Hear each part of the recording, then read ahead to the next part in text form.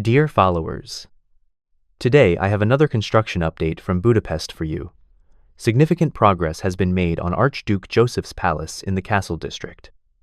The facade of the Hungarian Defense Force building has also almost reached the roof tower. The shell of the palace has also been erected. Have you ever been to Budapest and had the opportunity to admire the reconstructions there? Please let me know in the comments.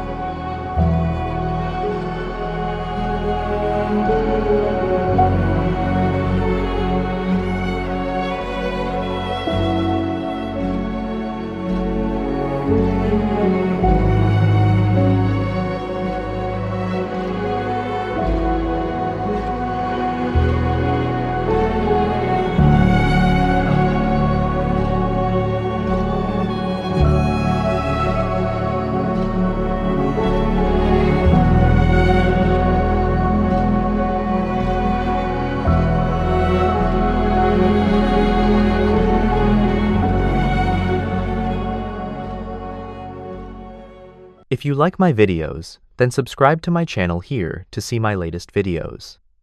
If you want to see another video directly, then click here. Interesting videos can also be found here.